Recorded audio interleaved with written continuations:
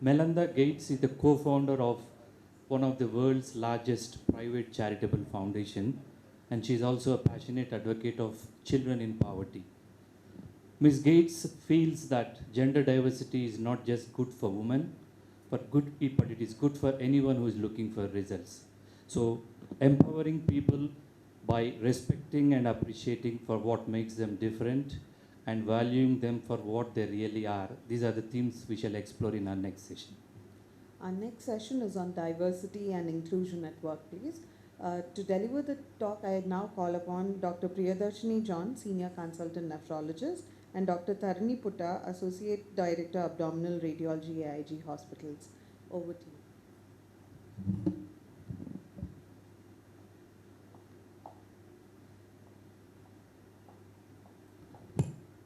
Good afternoon. Thank you for the opportunity to address this wonderful looking crowd over here. So the next few minutes I'd like to briefly introduce you to the definitions of these terms. As medical personnel, we often don't think much about diversity, equity or inclusion. Nonetheless, know the meanings of these terms and why these are important at any workplace. So the definition of diversity is essentially encompassing all the dimensions that make each of us our own unique selves. And that doesn't, some of it may be very obvious on the surface, the way we look. Most differences are beneath the surface and they're not apparent once you see a person. So there are these different dimensions to diversity. It's not just the skin color, your gender, it's not your presence or absence of a disability, or which generation you belong to, it's not your sexual orientation, it's not just the socio-economic status or background you come from, the accent that you speak with, it's not just the neurodiversity, it's all of these and much more. Essentially, when you're trying to employ a diverse population in your workplace, you're not trying to balance out such that you have all of these and to tick that box. You want diversity of thought. You want people to think differently and contribute differently, because collectively that is what is important. So when you try to balance out all these background dimensions, you essentially achieve diversity of thought. And what are the advantages? It's because each of us are like puzzle pieces and we learn from different people and different perspectives. And because we represent a diverse patient population, we don't just represent one small section of India or even the world. We represent diverse patient population. So we should also have diverse working colleagues here who can potentially find the need or the need of a patient that another colleague may not necessarily relate with. So our individual and collective contributions will be magnified, and together we become more creative and innovative. And together, when all these puzzle pieces are put together, something extraordinary like this happens. So because diversity is a big thing, both in media and in all the MNCs now, should we become diverse just for the sake of diversity? Should we include a different looking person like this or differently thinking person like this just to say that we are a diverse working environment? That's nothing but tokenism. That's actually more harmful. So we should instead try to promote a non-discriminatory workplace environment. What does that mean? It means diversity with true inclusion. Now that's another new term, inclusion. What does that mean? Inclusion means one should inculcate a strong sense of belonging for all your colleagues or all your employees. And basically, one should be able to come to work and not leave a part of themselves back at home because they may not feel like they belong. So that's what inclusion means. So the last picture there is what inclusion truly represents. You don't want to just inculcate or integrate them into your institute or organization and just create a small niche area for them. You want to truly be inclusive. Equity is the other term that means driving fairness. So this image actually truly represents what equity means. It's not providing equal opportunity for all. It means providing the necessary opportunity for all, taking into consideration the pre-existing barriers or limitations to resources that they may have. So if you're confused by all these definitions, essentially diversity is, it looks at who is in the room. Equity looks at who is trying to get into the room but cannot. And inclusion looks at whether everybody's ideas have been heard or not. You must listen to these ideas. So at an organization level, why should we take this DEI important? It's all just, media nonsense, right? No, because you are 8 times more likely to be successful if you have an inclusive workplace. You're likely to meet your financial targets, be very high performing organization, be creative, and overall achieve business success if you are an inclusive workplace. So how can we create an inclusive workplace, and whose responsibility should it be? Is it Dr. Nageshwar Reddy sir's responsibility being the chairman here? Is it the top administrators? Is it all the managers and HODs? Or is it all the employees? I say all leaders. And who are all the leaders? We've earlier covered in one of the talks. We are all leaders in our own way. We all have the capacity to influence each other, our colleagues, our juniors, our seniors. So we are all leaders in our own way. It is our individual and collective responsibility to be inclusive. So how to do that? Essentially, as a person, if I want to be inclusive, I should try to understand and appreciate the special needs of everybody I'm working with, and try to work and integrate that into our workplace. And we must always acknowledge and encourage bringing our each unique selves to work, no matter how different the other person is. And we must welcome dissenting opinions. This sentence has much more weightage at an administrative level. You must welcome dissenting opinions, and we must demonstrate sincerity, authenticity, and vulnerability. And also recognize this term, invisible labor. Have you heard of it? If you have not, time to go look it up. Because women, traditionally, historically, and scientifically also proven that women tend to overindulge, overwork, both at home front and at work, in order to compensate for the social barriers that they have, and the need to prove themselves over and over again. So in order to make up for that, they tend to do a lot of invisible work, which is otherwise not accounted for in the traditional job description. And all this takes a toll on both physical and mental well-being of women. So you must recognize, provide protected time, and compensate for such invisible labor. And last but not the least, probably the most important part of my talk is identify your biases. So what is a bias? It's a positive or negative inclination towards a person, a group, or a community. So explicit bias is what I was aware of before I started reading up for this. Explicit bias is when one is aware of such bias, it operates consciously and is expressed directly.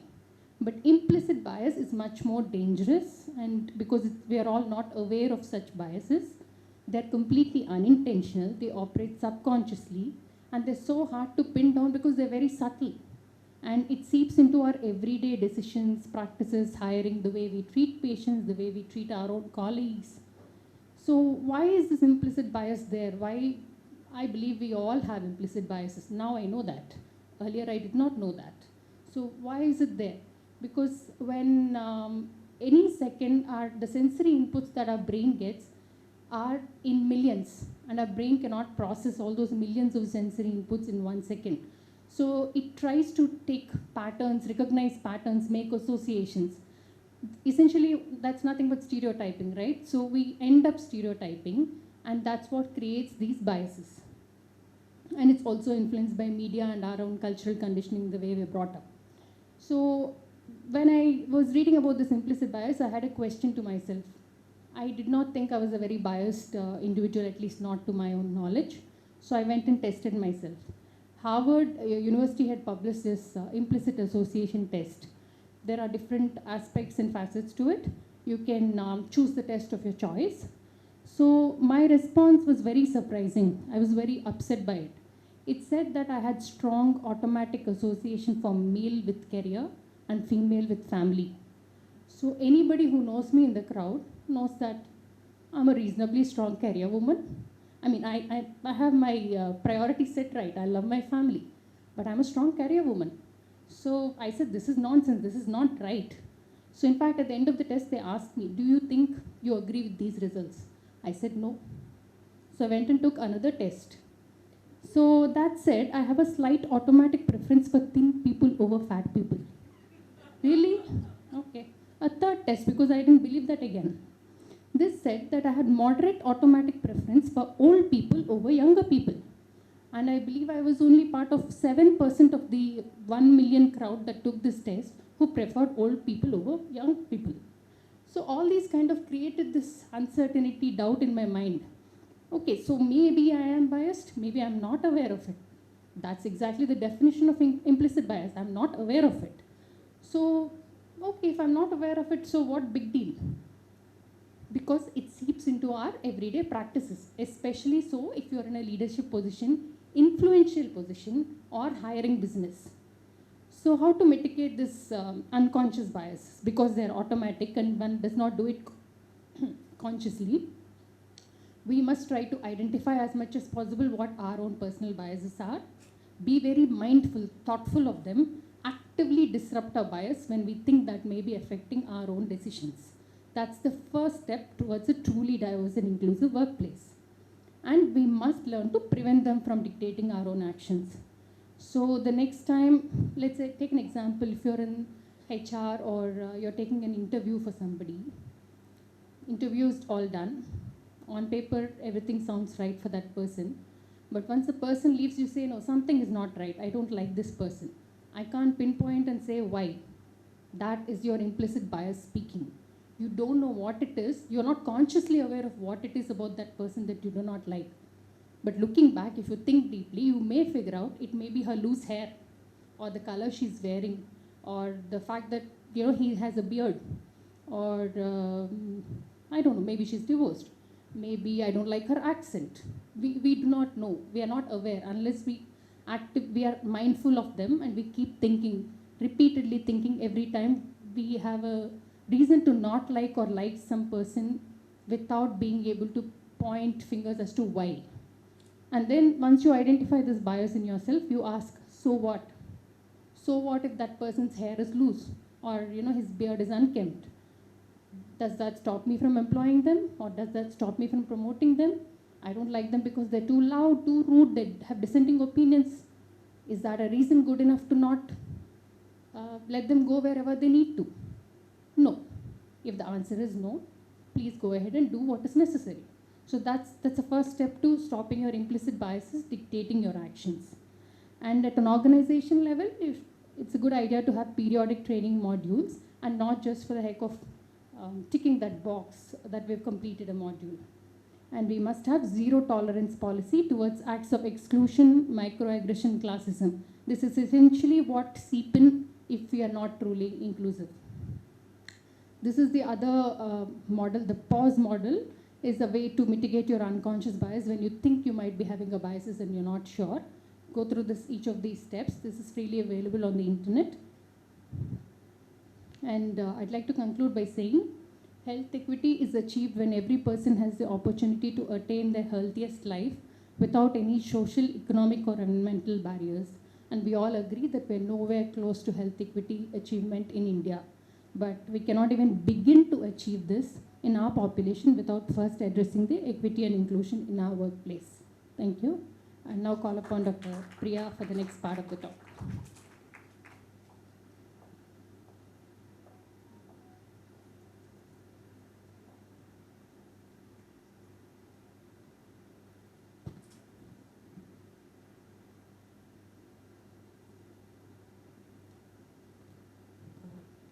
Good afternoon, everyone. So after hearing the importance of diversity and inclusion at workplace, how do we embrace this diversity and inclusion in our organization or in the hospital setup for the betterment of the patient outcome? So for this, we need Diversity, Equity and Inclusion Committee, DEI committee. So I'll be talking about DEI committee, the purpose, the goals, the implementation of a proper DEI committee, and I'll be adding a note on gaslighting and imposter syndrome. So why do we need Diversity, Equity, Inclusion Committee? We have heard about DEI committees in the Western countries, but this is something which is not in vogue, at least in India. So why do we need to activate diversity? Because activating diversity needs or paves the way for excellence. And having inclusive thoughts or including diverse people, which help us inculcate to respect values of each other, virtues and ideas and thought process of diverse ideas. And equity, that is giving the opportunities, equal opportunities, irrespective of the limitations an individual has, helps us serve, heal the community in a better way, and educate and innovate ourselves. So the importance of having a DEI committee is that because it is not enough for organization to just add a person to oversee the diversity efforts. The organization as a whole must value diversity and inclusion as a central to their mission and consistently assess their diverse groups of their perception of progress to truly ensure that diversity and inclusion in healthcare is a norm and not an exception. Because this, having a DEI committee in a hospital environment, it aims to foster a psychologically safe working and learning environment for a diverse body of faculty, staff, learners, which in turn have definitely a better outcome on the patient's experience and outcomes. So in the recent times, much of the healthcare has this propaganda saying that the diversity and inclusion bandwagon is in their organization. But is the change actually making a difference in the experience of the healthcare workers, both in terms of the physician's experience as well as the patient's care? So this actually this being said, this is actually in the baby steps and probably there needs a lot to be done. This probably requires this following steps, that is building management for reviewing the current policies which exist and the processes and the practices, and to identify if there are any biases in our practices and to mitigate the bias and create any interventions if needed. Exchange of information between the various DEI committees and promoting research among the committees, which has to be in action, and building relationship between the members, and the values and the guidelines which we frame should be in action and not just on paper, and leveraging resources for continuing this task force initiatives, removing the roadblocks whatever we face, and for amplifying the traction on the initiatives we take up. So this is a typical model for developing a DEI committee, which all starts with a leadership support. This is the first imperative step in having a DEI committee. The main goal will be to create a natural channel of communication and ensure that engagement and commitment from leadership is there from the leader towards the broader department activities. And followed by recruitment and membership. The recruitment of DEI committee members should be an open call, because this, I think, allows that the members to self-select, which organically brings individuals who are passionate about and motivated to work. Secondly, an open membership invitation promotes greater inclusivity across the developmental roles, which ensures broader perspectives and represents better communication conversations which end up in decisions. This should be followed by purpose and guidelines. As we all know, central to any committee is having a clear purpose or mission, and framing up committee norms and guidelines which will help us foster respectful discourse and the collaborative work. Then followed by, we should have some short and long-term goals. We need to brainstorm periodically our goals and achievements. Followed by communication and collaboration. This cannot be underemphasized at all. This is very important because increased visibility leads to increased awareness of ongoing work. It allows for deeper impact and sustainable change, and it also accounts for espoused goals and values. It also helps us foster collective adoption of the values embedded into the department culture. This is followed again by ongoing evaluation. So any committee has to be evaluated periodically, which will illuminate the experiences, and it uncovers the themes related to belonging, a sense of feeling welcome, and overall climate for specific diverse subgroups, and it helps also in tracking the progress and identify the emerging needs. So the core goals of the committee are to frame the recommendations regarding the inclusive and diverse approaches, to design programs, activities, policies, and practices to determine the intentional and unintentional exclusiveness, to engage members, everybody, in scholarly dialogues as well as evidence-based instruction and practices that reflect inclusion and diversity. So the core strategies are few for a hospital setup.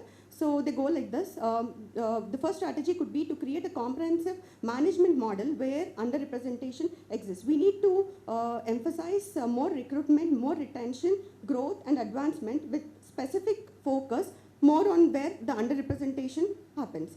And increase the percentage of the research portfolio, which should focus on topics of diversity, inclusion, and disparities. And we see like many of our studies and research protocols, we see many underrepresented backgrounds. So probably we can develop and promote programs to increase the number of patients from these backgrounds, which will help them to give that confidence to participate in the research studies too. And acknowledge, reflect, and celebrate the diversity of our patients and workforce in the hospital's physical and virtual environment. And as a part of DE committee, one needs to proactively seek input from employees, patients, and their families, and coordinate and expand the diversity and inclusion education and training programs, which should be periodically done. And and collaborate with the management teams to develop plans for systematically embedding the topics of DEI into the infrastructure and routine operations. To develop a centralized infrastructure for implementation of the DE strategy among different departments. And finally, to foster an environment of safety and trust among our patients and families, colleagues, and communities. So finally, DEI committee ensures that the whole purpose is that it ensures that the DEI are keys to ensuring innovation in patient care, innovation in upgrading ourselves. And diverse healthcare workforce is a means to help care for an increasingly diverse set of patients we see in our day-to-day practice. And it also embraces the for all approach, which leads to better human judgment, empathy, passion, creativity, collective intelligence, and it maximizes the potential of an individual. So coming to the second part of my talk, I'll be talking about gaslighting and imposter syndrome. So gaslight means that it is a term which is used to describe when there's an attempt to make a person believe that they are going insane. So gaslighting is a form of psychological abuse and bullying. This term came in use this term actually comes from the 1938 play Gaslight, which was adapted in 1944 movie Gaslight, wherein in this movie the husband tries to manipulate the wife's behavior. So gaslighting is when someone in power uses the manipulation to make another person doubt his or own judgment or sanity. So we see two types of gaslighting in our practice. We see medical gaslighting with respect to patients. We see professional gaslighting within the physicians. So medical gaslighting is most often experienced, the research says most often it is experienced by women and colored people. So like gaslighting is often used by physicians to dismiss women's health problems, enforcing the misogynist stereotype that women are irrational and hysterical. That's a prejudice that dates back centuries, and then the physicians just don't care about the symptoms, or the symptoms are categorized as vague and then they're just not listened to. So there's a survey conducted in 2019 which said that 17% of the women felt that they had been treated differently at a doctor's office because of the gender compared to 6% of the men. In the same survey, they also felt that more than a quarter of a woman with a chronic health condition said a healthcare provider ignored or dismissed their symptoms. And almost one-third of them said they felt like needed to prove their symptoms to a healthcare provider. And 1 in 4 women, that is 25% of the women with chronic diseases, said a healthcare provider did not take their pain seriously. And more recently, the long COVID has invoked, because any symptoms expressed, probably we thought it is related to the long COVID syndrome, post-COVID, and then most of them were ruled out as a part of this medical gaslighting. It is highly unlikely that medical gaslighting is intentional, but it is a result of unconscious gender bias or stereotypical views by medical professionals. Coming to the professional gaslighting, so most often it is faced by female physicians probably. It was discussed earlier in the non-orthodox specialties also, the amount of work hours the women do apart from the professional practice. So according to a recent Lebanese study, who studied around 3,800 physicians, found that the women physicians spend around 23 hours per week on parenting versus men physicians who spend 10 hours per week, 10 hours per week. And on household work, women physicians spend around 8 hours per week versus 6 hours for men. This actually puts a toll on female professionals. Probably we can start acknowledging that the simple fact of gender does greatly affect the patient and support staff expectations. Maybe female physicians would have some sort of leverage, that is probably remote work options or extra flexibility for childcare opportunities or on-site childcare and considerate timing of mandatory meetings we can all set up as for sexes. These are radical proposals which doesn't seem fair and equal, but they address the reality of unequal experiences. So these are certain gaslighting phrases which we commonly see, that you're so sensitive, why are you so defensive, why you're so pathetic, why are you so thin-skinned, you're just overreacting, etc. This is something very under-acknowledged, underspoken in the medical community, but then realizing that somebody is facing gaslighting is important because it could make the workplace toxic and it is associated with manipulation, intimidation, and discrimination. So how do we deal with gaslighting? For the patients, I think documentation of the symptoms is mandatory. Put it on a paper put it on the paper, and then talk with the physicians clearly. Obviously, if the patient's brain gets freeze, please get a relative. So 2 heads are better than 1. Let the relative, let the family member talk about your symptoms. And if still your physician rules your things as historical, please get a second opinion and listen to your own concerns. And how do we deal with the professional gaslighting? Confidence and resilience. Confidence in oneself and resilient to the facts. Get grounded in the truth and stick to the clarity. And don't be argumentative, but confident with care and clear intentions. And in refractory cases of professional gaslighting, I think we have support groups in therapy from various psychologists and psychiatrists we have. So imposter syndrome, I'll just briefly deal with it. Imposter describes high achieving individuals who, despite their objective successes, fail to internalize their accomplishments and have persistent self-doubt and fear of being exposed as fraud or imposter. So psychologist Clance and Amis first described this phenomena in 1978. And there are 5 subtypes of imposter syndrome. Perfectionist, wherein he feels that 100%, he feels competency as 100% perfection. Natural genius, he says how easily the achievement came to him or her. Hard work and perseverance are considered as negative traits for him or her. Superman, superwoman, or super student perceives competence as the ability to juggle numerous roles and responsibilities simultaneously. He or she fails to take the support. An expert measures competence by the volume of the knowledge or skill he or she has. The individual fears being exposed as inexperienced. Soloist wants to do the things on his own. So this is an imposter cycle here. See, when somebody is assigned a new job, project, or task, first thing comes into his or her mind is self-doubt, anxiety, and fear. He'll be over-prepared, all the procrastinator. He might have get to that achievement, but then again the cycle continues. So there is this Clance imposter phenomenon scale which will help us diagnose if we are facing with imposter syndrome. So why is it important in our setup? Because it has some dangerous implications. It can lead to distress, anxiety, and depression. It can lead to burnout. It will cause avoidance of tasks with high prominence and visibility. You might end up with fixed, narrow mindset, and you might end up having dismissal of positive feedback. So these are certain measures of handling imposter syndrome. First thing is recognize, acknowledge, and share feelings of your imposter syndrome with trusted colleagues, because sharing a dialogue eases your stress and pressure, whatever you're feeling. And always practice thought stopping on shipping. So thought stopping is that take away the negative thoughts, whatever are peeping into your mind.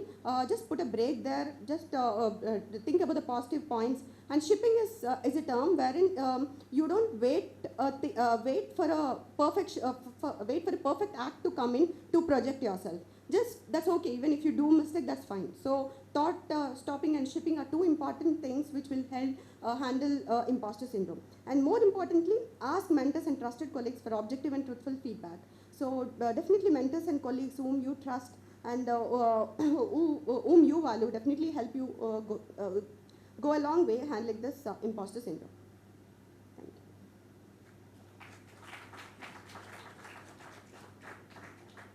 you. Right. So after Dr. Priyadarshini's talk, how many of you feel like you've been gaslighted before? Show of hands. Yeah, if there are not too many show of hands, that means we're truly an inclusive country. Okay, without further ado, I'd like to call upon all the panelists to stage. First, Dr. Deena Dayal, Director and Founder of Deena Dayal ENT Care Center with over 40 years of ENT experience. He's the winner of Bharatiya Chikitsak Ratan Award in 2010. He's the first ENT surgeon in India to use radio frequency in ENT surgery. Welcome, sir. I invite Dr. Deepika. She's promoter of Bhaskara Medical College and General Hospital. She's also a member of JB Education Society. Dr. Srinivas Kishore, Director and HOD, Department of ENT, AIG Hospitals. Dr. Shraddha Ramchandani, Clinical Director, Department of Gynecology, AIG Hospitals. Dr. Haripriya Reddy, Consultant Infectious Diseases, AIG Hospitals.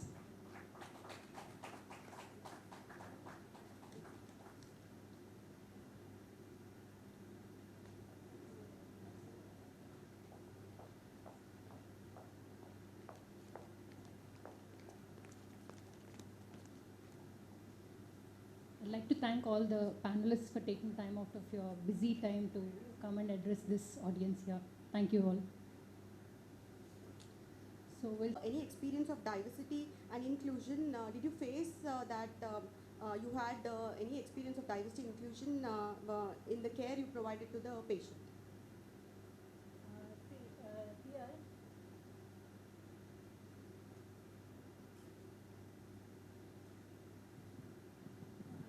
I can't pinpoint a particular incidence as such, but definitely overall taking care of all the patients here. Here we see patients from all over the country, and they are coming from the different languages, different states, different religion, different beliefs.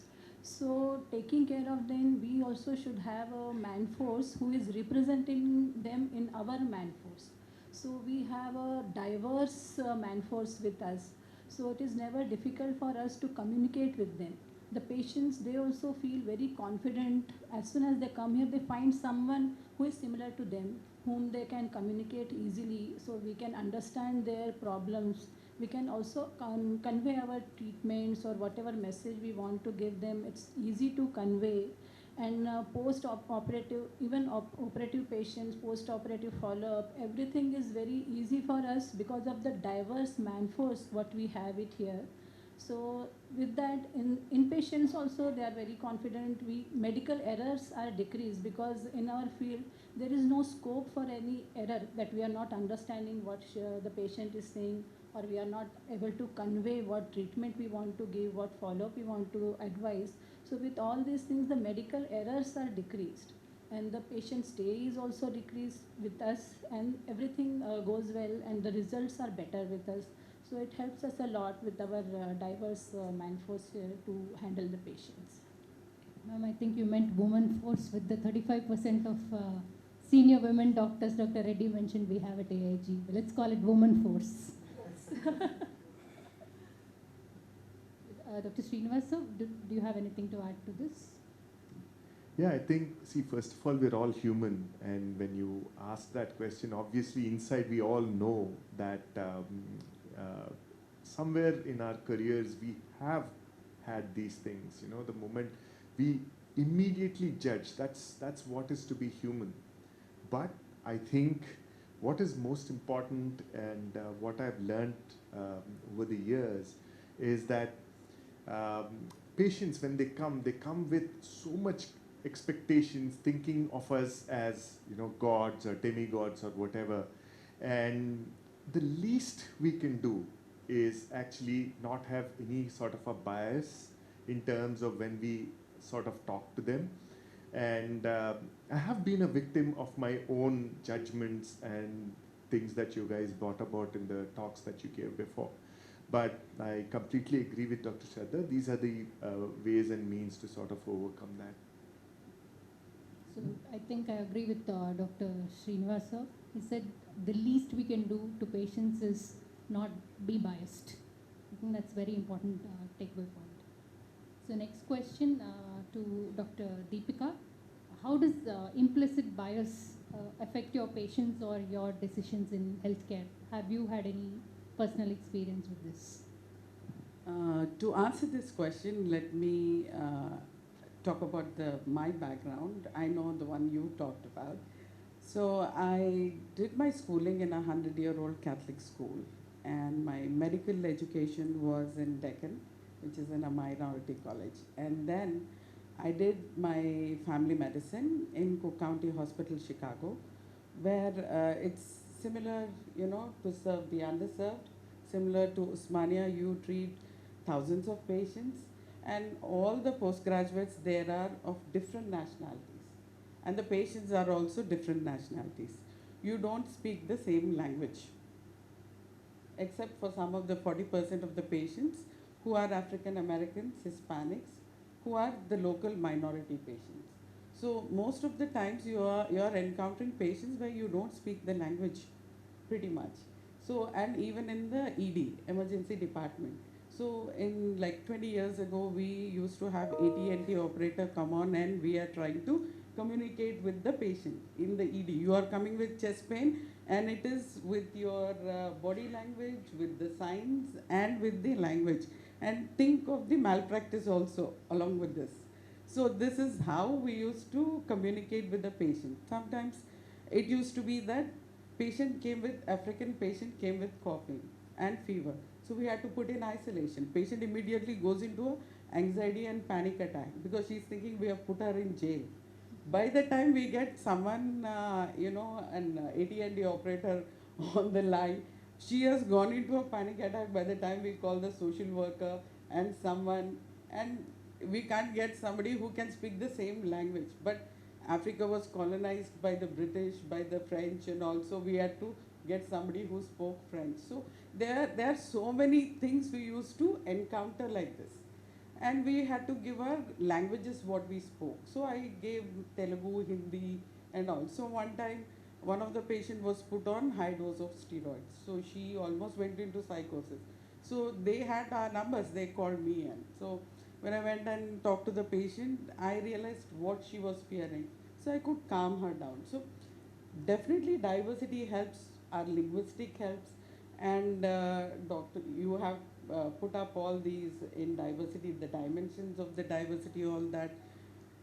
And as Dr. Evita had mentioned, we are here to serve. Why did we pick up the profession? And Dr. Chalamgaru has also said, no, if you wanted to make quick, fast money, you go into IT.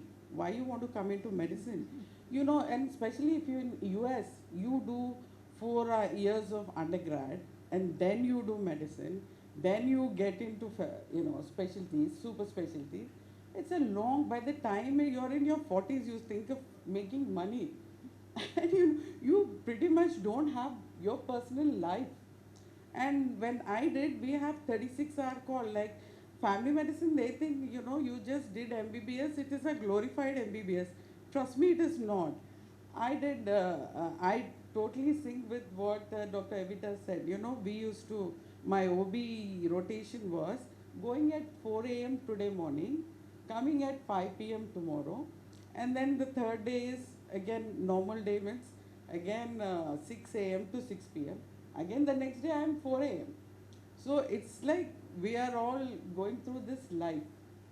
So it's not the pretty life, we are all going through this to serve the patient. So when you ask this implicit bias, we do have a conscious bias because we have served these underserved patients. Then I work for the military as a contract physician. There again, it's again even more diverse. I think it was Dr. Daljit earlier, the electro physician. She was talking about LGBTQ. There you get even exposed to even diverse population.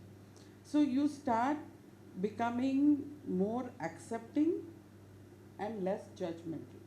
Are you not going to judge? You are human. I mean, you are going to every minute, second, you are judging.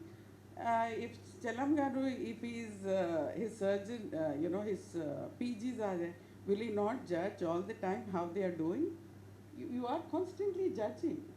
But in certain terms, you want to be less judging of patient's appearance, the way patient speaks, the way patient is sitting or anything. Before we even speak, I sometimes interact with the students, I tell, our body language is speaking a lot before we even speak. So the way we sit, the way, somebody comes and we don't like, our body language has said it all before even we have said a word. Even I do that and I don't even realize. And my mother tells me all this. You're doing this and I don't even realize. I had to learn from my mother. This is what I'm doing. Because who can critique me? Trust me, my husband doesn't know that. But my mother does it. So I have learned a lot from my, family members and all who have that freedom to tell anything to me. So this is all. So from the conscious bias of providing care for this marginalized population, where we think they are non-compliant patients. So for them, automatically we used to say, okay, we are going to write a social worker concept. Why? Because maybe they can't get the medication. Okay, so the social worker will help them get the medication, call them, are you taking the medication and all that. After that, it became a reflex action. Now that became a, what do you say, unconscious, implicit bias. But for educated patients, we wouldn't do all this. We used to take it for granted that, they have a support system, family who will take care of them. So we used to just write and do this, do all this. So we didn't put the extra care. But people used to think actually we used to take good care of the educated patients. But actually it was the reverse. Because we came from this background of taking care of the marginalized. There was actually a lot of satisfaction. We used to go to the extra mile of taking care of this underserved. Because at the end of the day, we used to see the happiness and the gratified, that sense in those patients. Thus used to give a lot of happiness to us. Whereas, what do you say, entitled patients? Entitlement, sometimes when you notice that, it used to kind of rankle us sometimes. But patient is a patient. Again, you need to drop the judgment. So it doesn't happen in a day. Trust me, as you go along, you're always learning every day, and that is what I continue to learn. Thank you. Thank you, ma'am, for sharing your life experiences so well. Would Dr. Haripriya like to add something to this?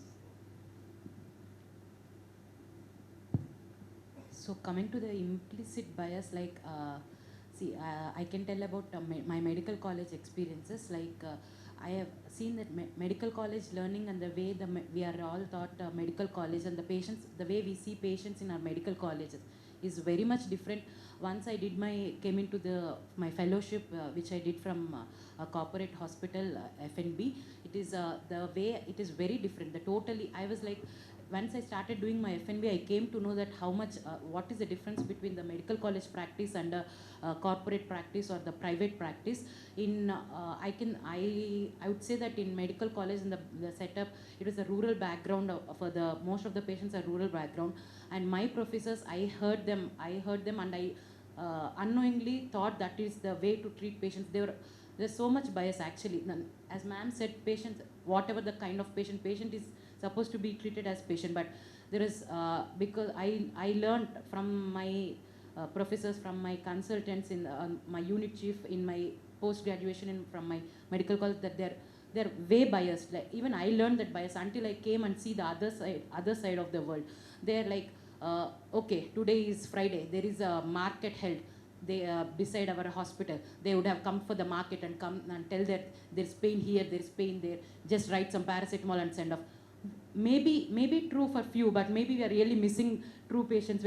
That is the implicit, and we never do that in a private practice. When people come to us telling there is a pain, there's a huge difference. I think maybe few of the medical colleges or the professors are here. I think maybe we should look into our practice and what we are teaching our medical graduates. That's what I would like to do. Thank you.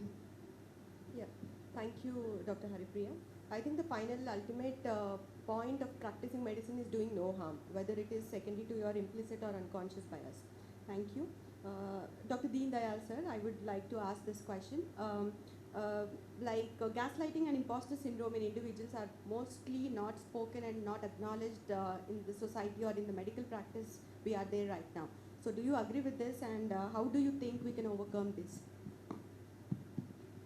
Actually, I heard your presentation. It was good in terms of gaslighting. But there was something very interesting I learned just about a few days ago. I think it came in Beyond. And it talked that the Weber Dictionary has called gaslighting as the word of the year 2022. So they have gone on and they've seen that the number of people who've been checking on gaslighting is amazing. So I did a little more research and I went into the dictionary and I read. It's interesting to note that there are two definitions, not one, but two definitions. And I wanted it verbatim, so I wrote and I came. The definition number one is called gaslighting is an act or practice of grossly misleading someone, especially for one's own advantage. So here there is one, you are misleading another person for your own advantage. So if you really break it, and I've seen the examples, this apart from medical gaslighting, apart from professional gaslighting, what has been displayed, gaslighting at the department level 1:1 can be viewed, group to group can be viewed, and into this there is even fake news, trolling, and even conspiracy theories. That means anything where an individual is misleading or an organization is misleading or a group is misleading to get their own advantage is what is the definition one. The second definition is very interesting.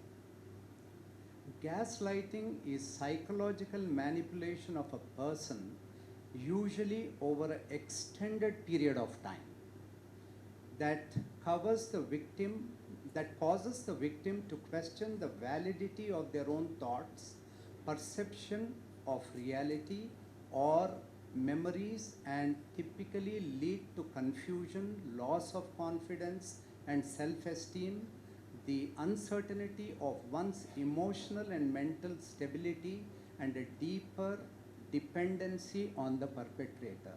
That means you literally become dependent on the person who's been gaslighting you. This is absolutely malicious. That means when you compare it with the previous one, here you have a very typical malicious thought wherein you are psychologically manipulating the person, number one. And second important thing here is to gain something, either the dependence of the person or a material gain or some form of a gain. So agree with me that we had a remarkable day of debates. There were actually many challenges that were addressed and hopefully many solutions that came through. I think clearly showing that the quality of consultants that we have, especially our women consultants, are definitely far superior than what everywhere else there. We've had some very nice suggestions, and hopefully somebody is actually making minutes of this, and hopefully we can give a white paper report to the government. Now for this last session we have, what we thought is we'll invite four very eminent women who have achieved, who are toppers in their field, not only in our country but internationally also. Fortunately for us, these top achievers agreed to be with us this evening. We thought we'll learn from them. Maybe there are some lessons that doctors can learn from them, and we will ask them what the opinion on various aspects and see how they tell us about it. So the first person I'll call upon is Amala Akkineni. Ms. Amala Akkineni, I think, is so famous that I need not introduce her too much. So how do you, she's an actress, a Bharatanatyam exponent, she's a social entrepreneur, and she also runs the Blue Cross. She's the founder of the Blue Cross, which I think has looked after 550,000 animals. You know, they have helped so many animals. She's the director of Annapurna College of Film and Media, and also, I think more importantly, she, of course, received several awards, but I think the important one was the Nara Shakti Award from the Government of India in 2017. Thank you, Amala, for being with us. Thank you. Thanks a lot. Our next guest is Dr. Santhi Kumari. Santhi Kumari is an IAS officer. She is Chief Secretary to Government of Telangana, at present for the Forest Department, but was with Health Department for very long. She did an MBA in Georgia University in USA, and of course she served the United Nations as a poverty specialist, and more importantly, she was the state topper for IAS and she was the second topper in women all over the country for IAS. So I think we have a very distinguished case, and of course, because she was in the health department for so long, she had a good view of what has happened with doctors. Our third guest today is another very accomplished woman, Shika Goel. Mrs. Shika Goel, IPS, she is presently the Director General of Police, Anti-Corruption Bureau Telangana. She has a 22-year career. In fact, her career started in a very stormy fashion when she had to deal with the extremists in J&K, I think 1996 and 97. Yes. That's when she started her career at that point of time. Then she worked in Delhi Metro, and then afterwards she's come to Hyderabad, and she's in charge of the SHE teams and Barossa Center at Hyderabad. So she's the one who looks after the SHE team. She's received this more than, of course, very many awards, but 17 very famous awards from the government and so on. Then the last panelist this evening is again somebody who is very famous and very familiar with AAG, Saina Nehwal. Saina. We've had some very interesting chats with Saina from our, I think, cycling club earlier on. In fact, one of the most entertaining times we had was when she and Kashyap came to a cycling club to talk to us, and we got many insights into that last year. Yeah. She is the only female badminton player from India to become the world #1. She has won 24 international titles and 10 Super Series titles. Again, she's the only one who has probably won these 10 Super Series titles. She's an Olympic medalist. I mean, to be in the presence of Olympic medalists is such a big thing for all of us here. In 2016, I think the medal was 2016? 2012. She got the Padma Bhushan in 2016, yeah. And she's ranked among the most charitable athletes in the world. She captained the Indian team to win the first ever Uber Cup medal. First ever Cup medal. And she's the first Indian to win 2 single gold medals at the Commonwealth, 2010 and 2018. So you see, we have this very extremely high power panel here. In fact, I'm a little nervous talking to them. But I thought we should learn from them because they're all such high achievers. In fact, I don't think there was such a high panel of women sitting there talking in our country before to doctors like this. And all of them are doctors. Many of them are at the stage of career where they're growing up. They want to get into something big. And I thought talking to you would motivate them to do something big. So we'll start first with Amala. Amala, you started your career. You're a non-filmy person. And then you went into films. So many years, you, I think, got many awards and 56 films, I'm told. Tamil, Telugu, Hindi, every language you worked on. So how difficult was it for you to get into films? Or in general, do you think it's more difficult for female artists compared to male artists? Is there a difference?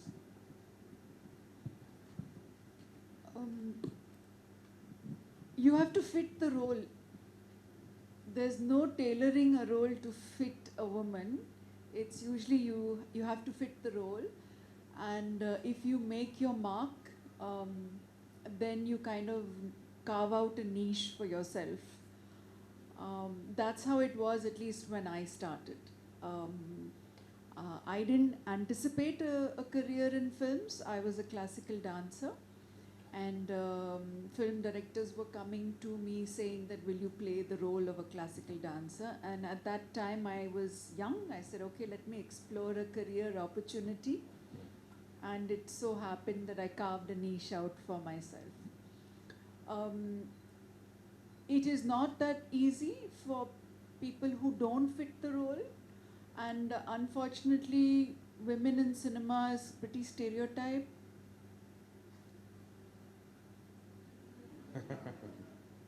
So you need to fit the role, but fortunately now with many more platforms opening up and younger filmmakers coming in with the education, women filmmakers coming in, there's a lot more opportunity for women, but I'll go into that in the next question.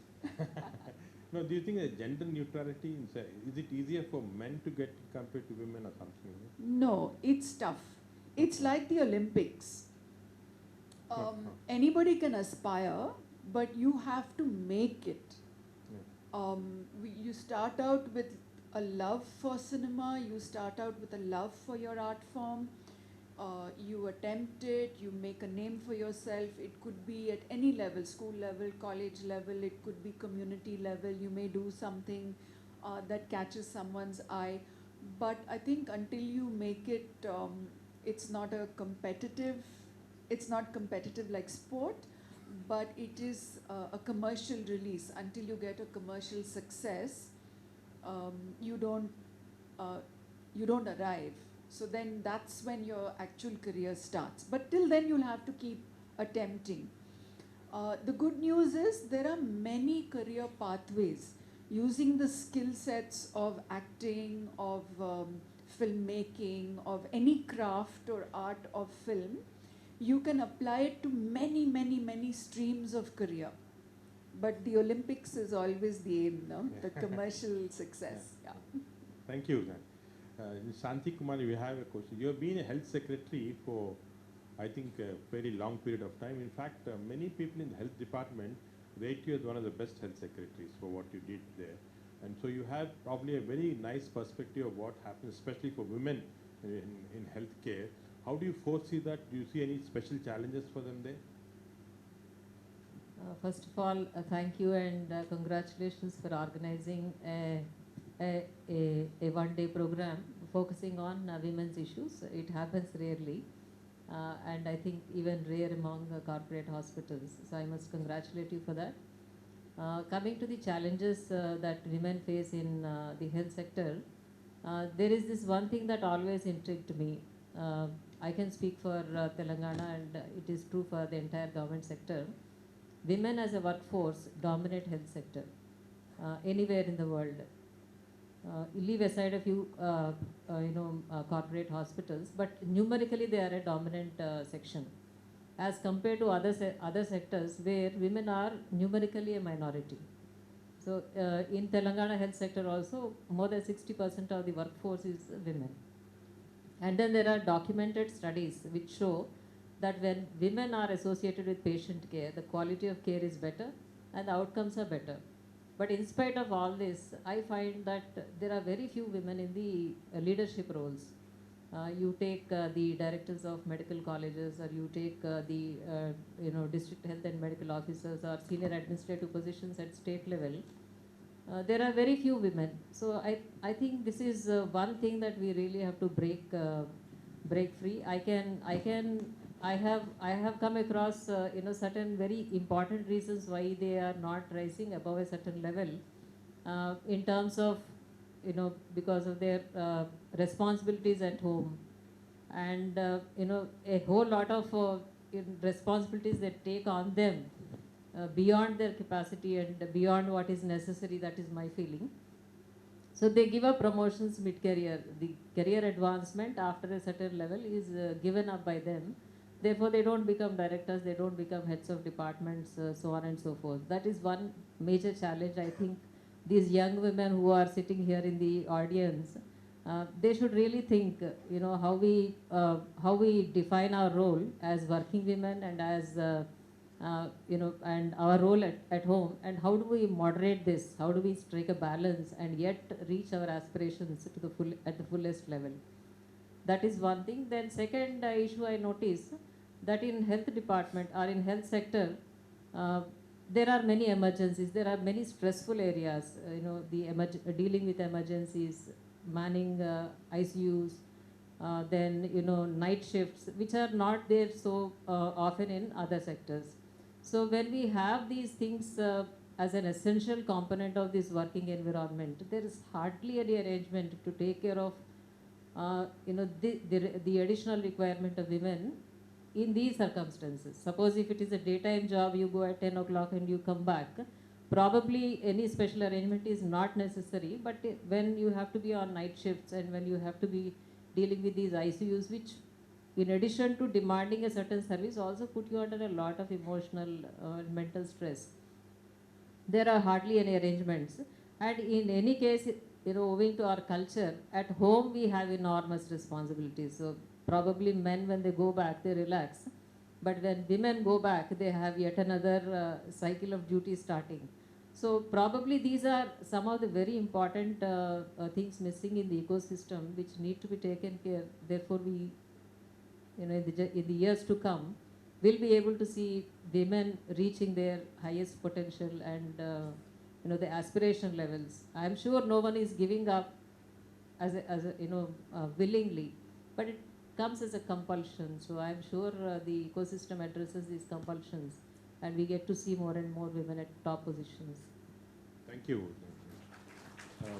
Shika Goel, actually when we're looking for a police women to call for this, and we are searching all over the country who's the best, there's a very senior police officer who told me, you have the best police women in Telangana, where are you searching everywhere else?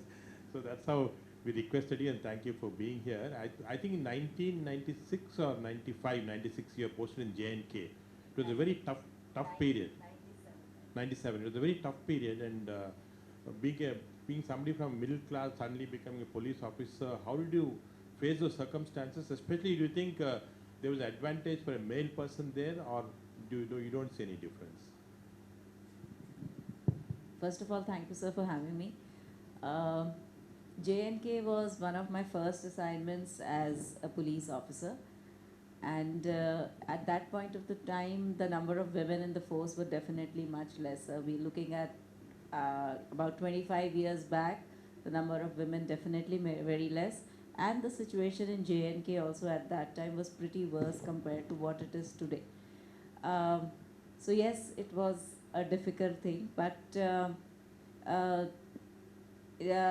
joining the police was a very conscious decision for me, because I was already in the forest service, and it was my parents who encouraged me to join it. In fact, my father told me that your gender should not be a shackle, but it should be an enabler for you to do anything what you want. And I think one of the beauties of the middle class, especially in the 90s, is that they would overcome their fear and allow their children to explore the world and find a space for themselves. And so that is how I joined the service and worked there. My family has been a big support system. Whether if I had been a male, it would have been different for my parents.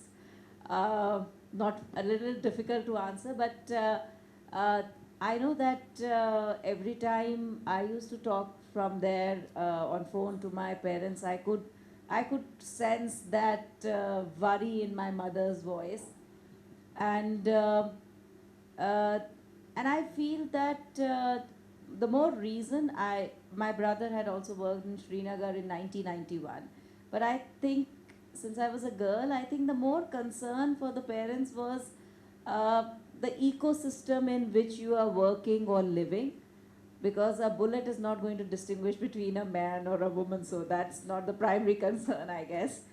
So they visited me, in fact, almost immediately that I joined J&K, maybe for the reason that once they saw where I was staying and who were my friends and how were my officers and my seniors, they were a little more at ease. So I think, yes, that there is a little difference as far as the concern of the parents is there.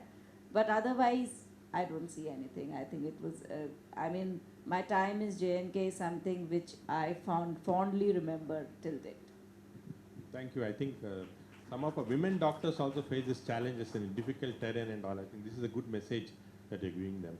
And now coming to Saina. Saina, I think it was cricket all the way, and then new people came and changed. And you were the first one, I remember, who really put another sport into such prominence in the country. You are the first, maybe women athlete who's put so much of visibility to the sport.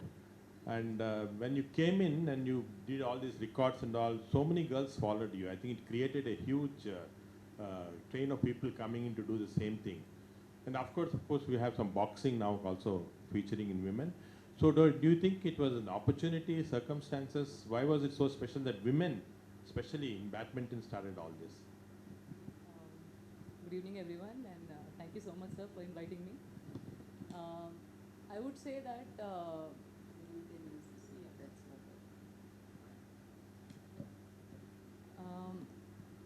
we cannot compare with cricket in any way. It's just like... No, I think you're more popular than the cricketers now. I feel that when I came in, it was all about doing well, and when my parents were supporting me to play such a sport which was not even popular in our country, I didn't even know who was the former player from our country who was doing well in badminton. But both my parents were like, Saina, you play this sport, we want you to do well. But they never told me or put any kind of pressure on me that, Saina, we want something special from you. You just start this game. So I was like, I used to go there for training every day. I used to enjoy it. Especially, this was natural to me that I used to compete with boys. And I used to love running with them, like 1 hour running and then playing a lot of matches and winning against them. And it was nothing like, nobody told me that you have to give a tough fight to them or any kind of competition to them. But I used to enjoy all that. Slowly, I started playing the state tournaments, national tournaments, and there were some good results. I used to win those tournaments and come back with 500 rupees, 1000 rupees. I used to give it to my parents, and they used to be like, Saina, you're doing well, so continue this. I was in like 5th, 6th. But my mom is a smart one. She's like, when Papa was not around, she was someone who used to be like, I want Olympic medal from you. And I used to laugh at her, because in badminton, we always had China, Korea, or Japanese who used to always get gold medals or silver medal or whatever medal in the Olympics. And I never heard any name from badminton getting any medal in the Olympics or World Championships or any other big tournament. So it used to be like, Papa used to be like, Saina, play well, do well, very nicely. And on the other hand, Mom used to be like, chal aaj tere ko 20 round running karna hai. And I used to hold my book, exam se pehle, book mere haath mein rehta tha, and I used to do running. And Mummy used to see from the top that ke running kar rahi hai ki nahi. And with reading, actually exam ke time it used to be very difficult for me. But I used to enjoy that, I used to look up where she's looking at me or no. But at the same time, I used to be reminding myself that I have exam also, so I have to be prepared for that. So all these things used to really help me win those small tournaments, and the small push from my parents used to help me win these tournaments. But I didn't know, someday I will reach a level where I will actually bring Olympic medal. I will actually become world number 1. And it's all because of my parents' belief in a sport like badminton, where we never had anyone crossing top 20 in the world, but I could be someone special and get that little bit limelight. And I would say before me, we had Karnam Maleshwari, we had a few other top female athletes, but the problem was, I think the awareness was very less. When I came into Beijing Olympics in 2008, I think suddenly the badminton, this thing came into media like anything. I reached the quarterfinals. I was very close to getting a medal in my first Olympics only. I was just 18. So everyone, I think, started looking forward to badminton. Badminton acha kar raha hai, Saina acha kar rahi hai. So suddenly, I think that way my name came in so fast. And within 1 year, I started winning the Super Series title. Immediately, I won the Commonwealth Games gold. So I think I just changed the scene of badminton maybe a little bit. But I wouldn't say that I was the first one as a female to change anything differently. But yes, I definitely, I think, made sure that many believe that we can do well in a sport like badminton, which was never favorite sport, I think, for Indians. Because I feel that's why we always lagged in tennis and badminton, because it's very physically demanding sport. Not just female, but I think male also. The problem was that we never had such strong athletes before. But now the thinking is changing. Now actually everyone wants to get into difficult sports, want to get good results. Everyone wants to become world champions. The first thought when I see the small kids playing on badminton court, they are like, Saina, हमें world champion बनना है, हमें Olympic medalist बनना है. उससे कम तो आएंगे ही नहीं हम लोग. So that thought is what I really like, especially after looking at me and Sindhu's success. Girls तो बहुत ज़्यादा है. Of course male भी हैं, but girls का तो I think craziness बढ़ गया है, and they just love badminton like anything. And I'm so proud that I'm someone who could get a little bit of that difference in badminton, and the girls are following me, and they want to achieve something big, and they want to make India proud and get more medals. So that's something very I'm very proud of.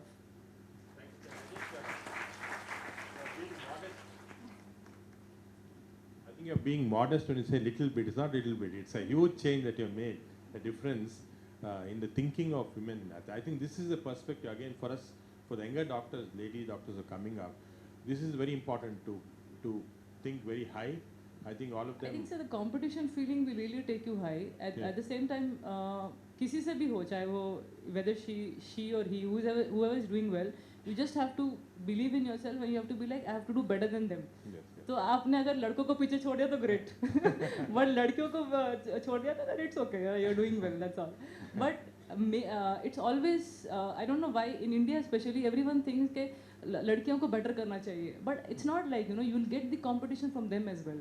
I will not compare female badminton with male badminton, because male badminton is somewhere other level, you know, to achieve in male badminton is really really tough. But female का इसलिए results आ रहे हैं क्योंकि I see that they are competing with the male here. उनको उनसे challenges कर रहे हैं तो हमें results जल्दी आ रहे हैं. अभी उनको challenge देने वाला कोई नहीं. I think that's why they're lacking a little bit. But I think that's why we are getting more number of female players in badminton very fast. Thank you, Amala, thank you. So we'll go to Amala now. Amala, you had then 91, 92, I think many films, and you're top of your career. You're really the top heroine at that time. And then suddenly you decided to take off. 20 years you're a homemaker, and then of course later on you went into Blue Cross, and you did a huge amount of work as a social entrepreneur. And then you came back again after 20 years. How easy or difficult was it to come back again? When I got married, I didn't realize I was at the top. I just knew that I was very busy. I suppose like any profession, when you are at the top, it takes it takes everything away. The long hours, the continuous pressure, the continuous energy that you have to put into the game, it is hugely demanding, and you can sustain it only for those many years. I think as a woman I had sustained it for 7 years, and then I said I need a break. I was young. I hadn't really discovered myself. A lot of people get a long time in life to discover themselves, but I hadn't, and I was started the performing arts very young, and then later on the films I was young. So again, the break was intentional to kind of see what else can I do with my life, and Blue Cross started the very year I came to Hyderabad, 92. It's 30 years now. 30 years now. Thank you.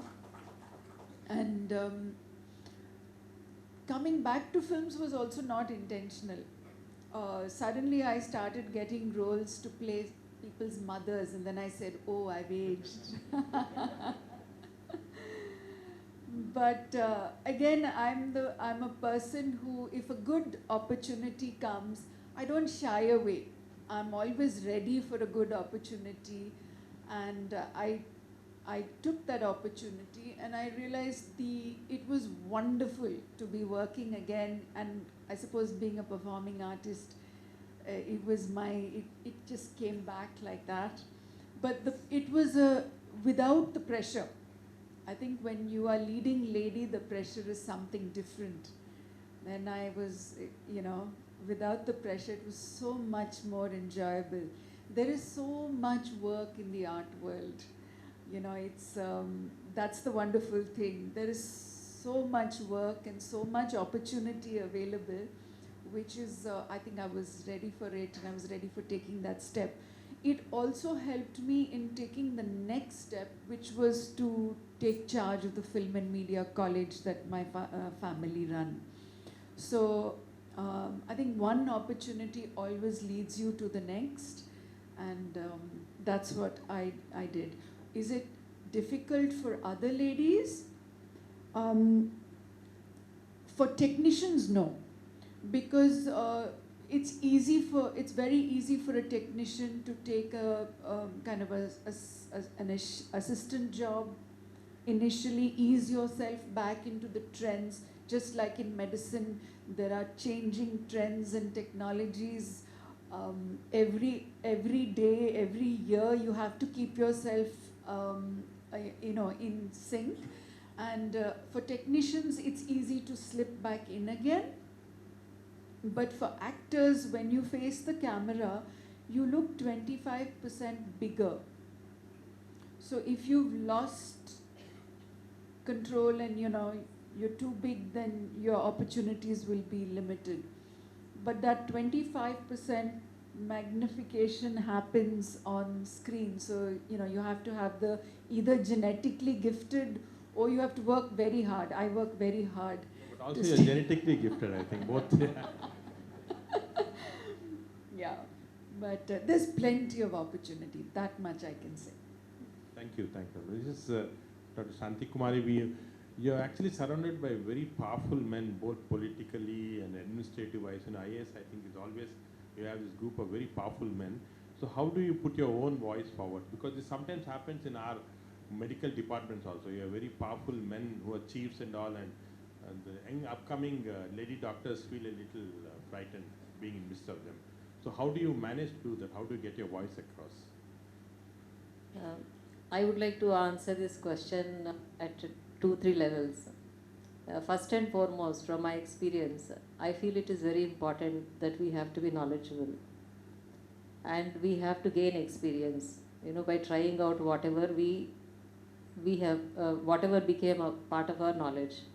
So that's when you internalize, you try things out, and you become very practical in terms of what works and what doesn't work. So you become very relevant, and the input that you give becomes a valued input. So that is one part of my answer. The second part is, most often when we attend meetings and all, most of the colleagues, or almost all colleagues except us, are men. Then when I was very young, when we have to discuss certain things, I used to wait for the speaker to finish so that I could also contribute. And then I would go on and on waiting, because one speaker is interrupted by another, and then the third one, and then the fourth one, and the meeting would be over. So then I realized that, if you wait, no one cares. You have to create your own opportunity. And in those meetings, I also understood that much of what is spoken by them is actually of not much use to the subject that is being discussed. But then, I hope my male colleagues forgive me for saying this. They go on. They don't mind interfering, interjecting, and then they go on whether it is relevant or not relevant. So then I understood that it is very important that we create our own opportunity and we make our voices heard. And then as we go along, now this is my 33rd year in the service. So then I was little doubtful. I thought you people should not think that I am too old.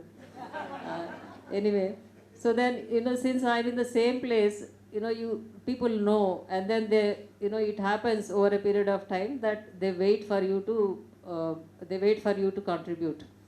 So my point is that it doesn't happen automatically.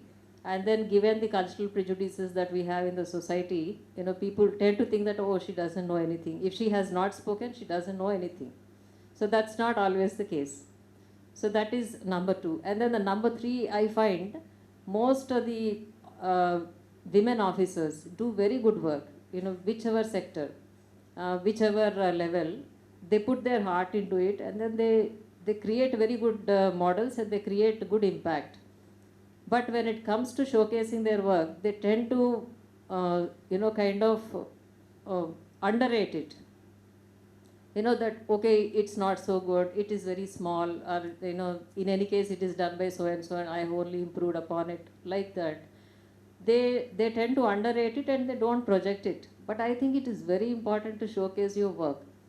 It is not to create a personal publicity, but it is to promote a model that has created good impact in the society, and it will be for the larger good. And incidentally, you will also be recognized.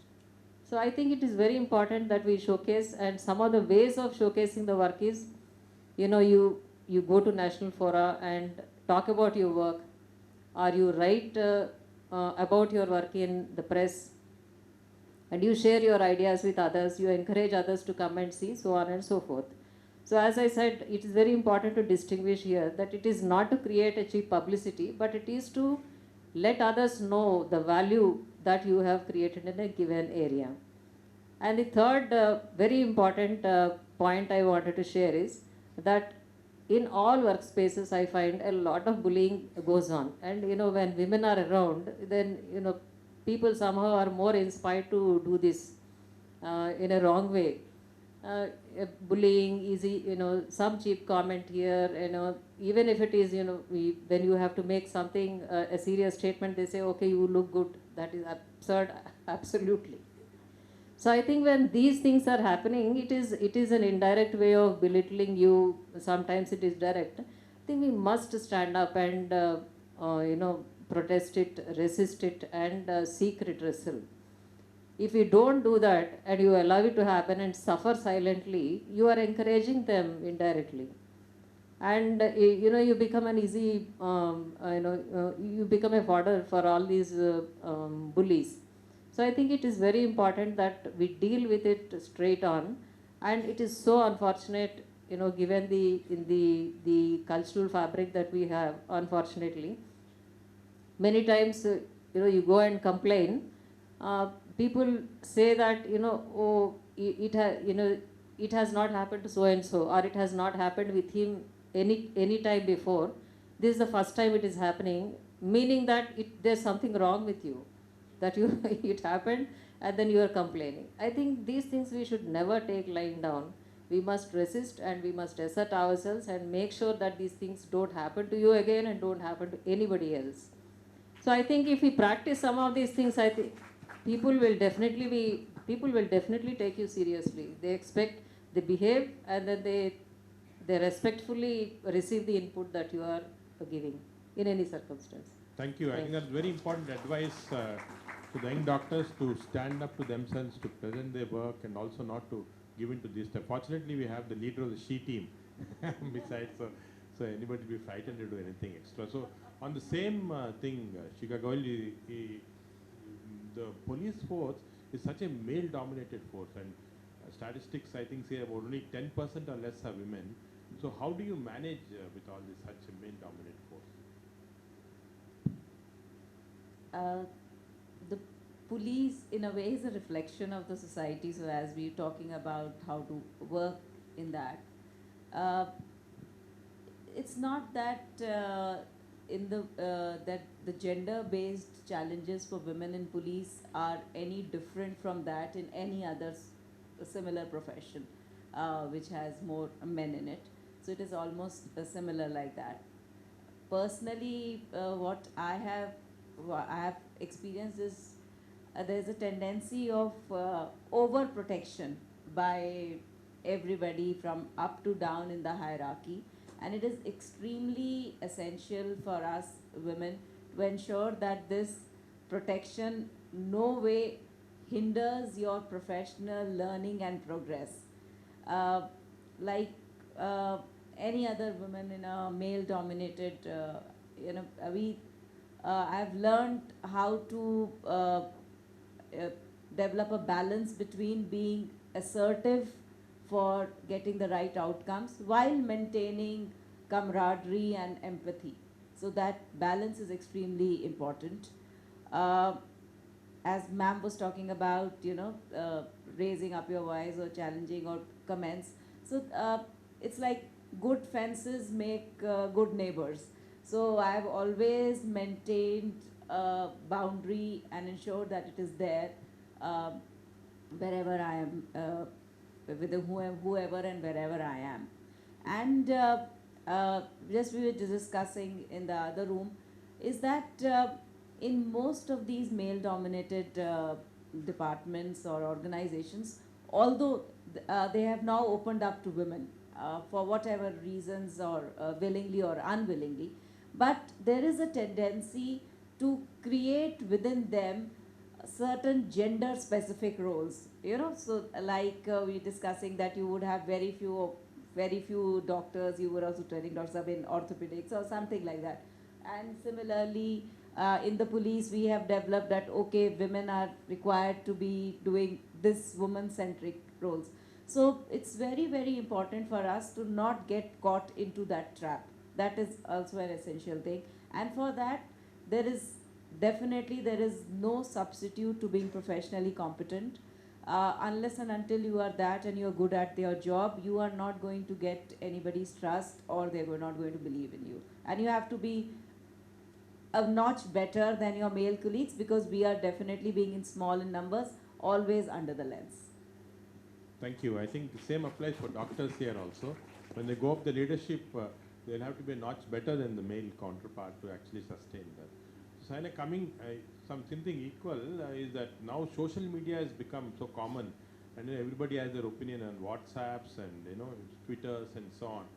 So I'm sure you keep getting a lot of influences from that, and people keep trailing and so on.